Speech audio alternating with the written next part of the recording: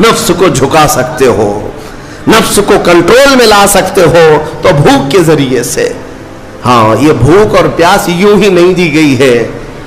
دنیا اگر سمجھتی ہو کہ مسلمانوں کو یہ بھوکا اور پیاسا رکھوایا جا رہا ہے تو انہیں کیا خبر ہے کہ روح کسے کہتے ہیں, نفس کسے کہتے ہیں. جو آلریڈی غلاظت میں پڑے ہوئے انہیں کیا سمجھ ہے. لیکن الحمدللہ ہمارا تصور ہے آخرت کا, ہمارے ہاں تصور ہے جنت کا, ہمارے ہاں تصور ہے جہنم کا, اللہ کی بارگاہ میں حساب کا. اس لیے ضروری یہ بن پڑتا ہے کہ ہم اپنی دنیا میں ہی اصلاح کریں. میرے عزیزوں, اس نفس کی جو تباہ کاریاں ہیں اس سے بچنا ہر نوجوان کے لیے آج ضروری ہے. تم روزوں کو ہلکے میں مت لو. اس سے پہلے بھی میں کہا کرتا تھا, آج پھر سے میں ریپیٹ آپ کے سامنے کہتا ہوں, مسلمان کے لیے روزے جو فرض کیے گئے آپشنلی نہیں ہے میرے عزیز. یہ آپشنلی نہیں ہے, اختیاری نہیں ہے. جسے چاہے وہ رکھے, جسے چاہے وہ چھوڑے. ہاں, ہمارے یہاں معاشرہ ایسے ہی ہے نا. ہاں, صبح اٹھ کر کے لوگ پوچھتے رہتے روزہ ہے, روزہ ہے. کیوں پوچھ رہے ہو روزہ ہے؟ مسلمان ہے تو روزہ فرض ہے, روزہ فرض ہے. اگر میں آپ کو پوچھوں اچھا لگے گا؟ انسان ہو اچھا لگے گا, سامنے دکھ تو رہا ہے انسان ہے, پھر کیا پوچھنا ہے. مسلمان کے لیے روزہ ایسا ضروری ہے جیسے اس کے لیے انسان ہونا ضروری ہے.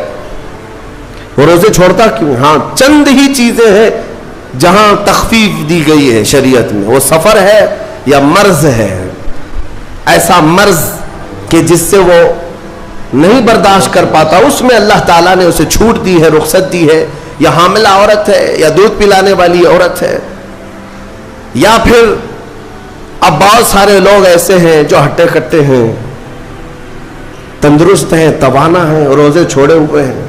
میرے عزیز, سب ہونے کے بعد اگر روزہ چھوڑنے کی کسی کو رخصت ہے نا, تو صرف ان عورتوں کو جن کی ماہواری آتی ہے مہینے میں یا بچے کے بعد, حیض و نفاس والی عورتوں کے لیے روزہ نہیں ہے. تو میں ان لوگوں سے پوچھتا ہوں, کیا تمہاری بھی ایسی کیفیت ہے جو تم روزہ چھوڑے گھوم رہے ہو؟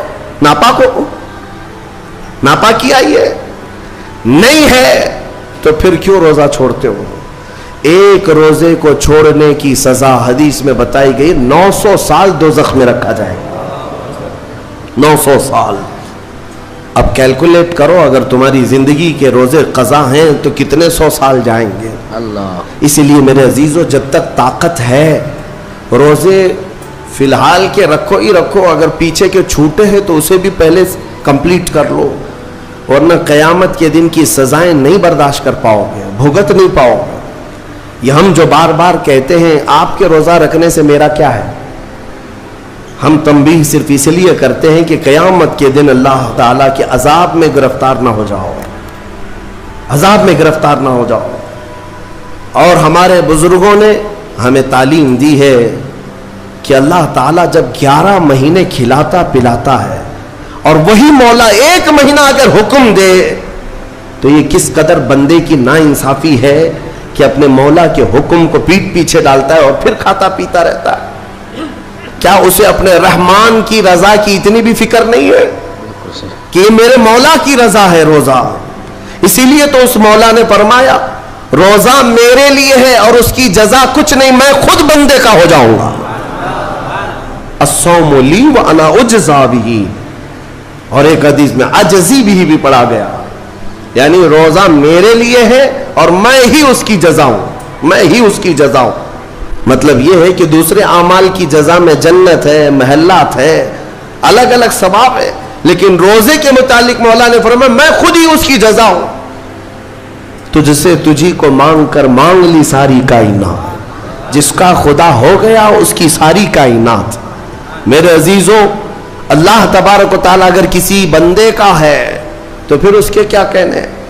اچھا, ایک اور اس میں حکمت یہ ہے, روزہ جو رکھا جاتا ہے یہ بندے اور اللہ کے بیچ کا راز ہے, دوسرے کسی کو پتہ نہیں. میرا روزہ آپ کو نہیں معلوم, آپ کا روزہ مجھے نہیں معلوم.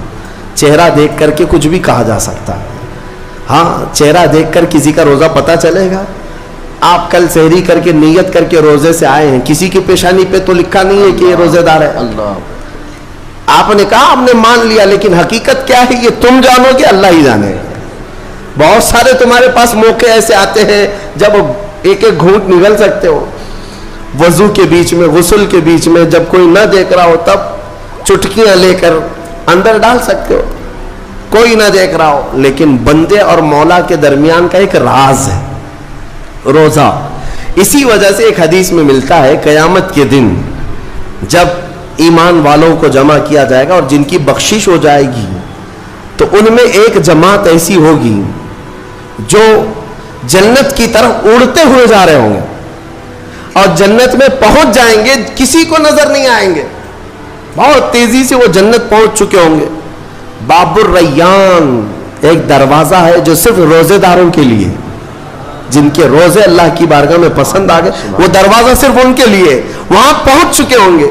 بہت سارے اہل اللہ، بڑے بڑے مقامات والے وہاں موجود ہوں گے، پوچھیں گے تم کہاں سے آئے، کون سے راستے سے آئے؟ نہ وہاں نظر آئے نہ راستے میں نظر آئے، یہاں کیسے پہنچے؟ تو وہ کہیں گے کہ اللہ تبارک و تعالیٰ نے ہمیں روزوں کی وجہ سے یہ مقام دیا۔ رب تعالیٰ کی طرف سے ارشاد ہوتا ہے کہ ان بندوں نے دنیا میں جو روزہ رکھا تھا وہ سب سے چھپا ہوا تھا، کسی کو پتہ نہیں تھا روزہ ہے یا نہیں، اس لیے جب میں نے ان کے روزے قبول کیے تو سب سے چھپا کر انہیں جنت کی طرف بھیج دیا۔ وہاں پر بھی یہ جزا دی گئی۔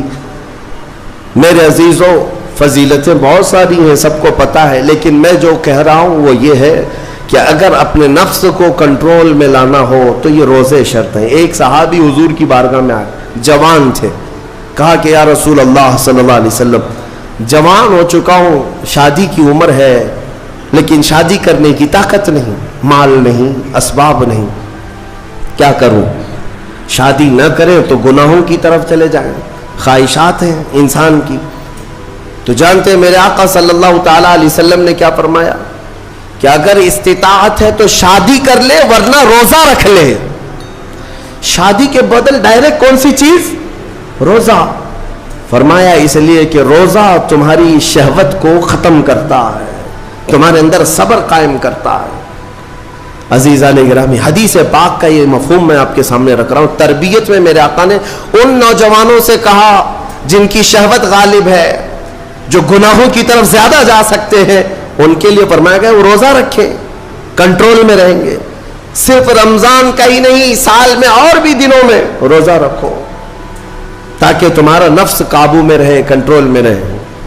میں چند مہینے پہلے کچھ نوجوانوں کی کثرت کو دیکھ رہا تھا جو اپنے جسم کو شیڈول بنانے کے لیے، مینٹین کرنے کے لیے ڈائٹ پلان تیار کر رہے تھے۔ تو اس میں ایک بہت ہی بڑے ڈاکٹر ہیں جنہوں نے ڈائٹ پلان دیا، تو اس میں انہوں نے مینشن کیا کہ ہفتے میں ایک دن بھوکا رہنا چاہیے، صبح سے شام تک۔ وہ نان مسلم ہے۔ میں نے پوچھا تھا کہ یہ آپ کے ڈائٹ پلان میں کس لیے ہے؟ تو انہوں نے اس کی سائنٹیفک وجہ بتائی کہ ہفتے بھر میں ہم جو کچھ بھی کھاتے ہیں، کچھ ایسی چیزیں جمع ہو جاتی ہیں جن کو پگھلنے کا موقع ہی نہیں ملتا، ہم بار بار کھاتے رہتے ہیں، اس پر چیزیں جمع ہوتی رہتی ہیں۔ ایک دن ہفتے میں اگر اپنے پیٹ کو خالی چھوڑ دیا جائے تو فاسد مادے گل کر کے باہر نکل جائیں گے اور صحت ہمیشہ صحیح رہے گی۔ یہ دنیا کہہ رہی ہے۔ میرا مولا بغیر حکمت کے کوئی چیز تم پر فرض نہیں فرماتا۔ جس نے ہمارے جسموں کو بنایا، جس نے ہماری روح کو بنایا، وہی زیادہ بہتر جانتا ہے کہ ہمارے حق میں کیا چیز اچھی